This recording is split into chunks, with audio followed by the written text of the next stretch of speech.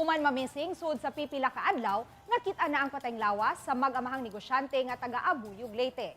Ang usa sa mga biktima, ang amahan, nagserbisyo kaniadto isip Bisi Mayor sa lungsod. Gikan sa Leyte Province, ani ang live report ni Nico Sereno. Nick, unsay nahitabo? Yes, may June 27 gika-report nga na missing kining duha ka mga biktima human gikatahong gidagit gikan sa ilang warehouse.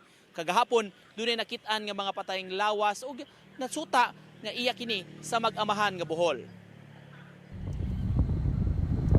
Sa kilid sa highway sa lungsod sa Silago, Southern Leyte, nakitaan kagahapon ang mga patayng lawas. Iya kini sa duha ka mga lalaki, gituhang gilabay sa may bungaw nga parte sa kilid sa dan. Daling miimbestigar ang mga otoridad pag-ila kanila. Una niini, gika-report ang pagka-missing sa duha ka mga tao.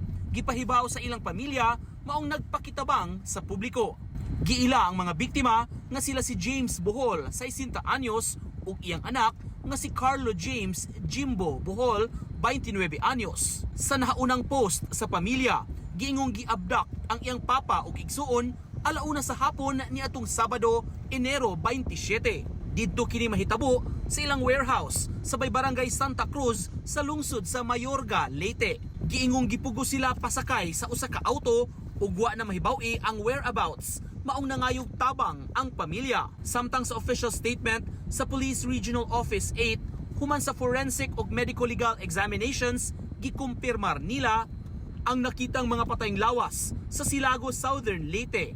Mao ang una nang na-missing ang mga individuals dito sa lungsod sa Mayorga, Leyte. Matud sa kapulisan, gipaladman nila ang investigasyon kabahin sa insidente aron matumbok ang mga responsable. Samtang gibisita sa GMA News ang haya sa mag-amahang buhol sa ilang panimay sa lungsod sa Abuyog. Gitapad ang ilang haya ug mabantayan nga closed casket kini. Wala una nagpa-interview ang pamilya, dihang gisuwayan namo pagkuha unta. Sa munisipyo sa lungsod sa Abuyog, naka half-mast karon ang Philippine flag agi og pagyukbo sa kanhi leader. Ang namatay nga si James Bohol nagserbisyo kaniadto isip kanhi vice mayor ug kanhi municipal councilor. Magpabiling half-mast ang bandera hangtod sa ilang lubong. Samtang pinaagi sa social media, ang mayor sa Abuyog ug ang LGU mipaabot sa ilang pahasubo sa nahitabo sa kanhi Bisi Mayor. Dungan sa pagkondenar sa brutal ug duguong krimen. Makig-alayon pa ang LGU sa pamilya sa paghimo og necrological service para sa kanhi Bise ug sa iyang anak.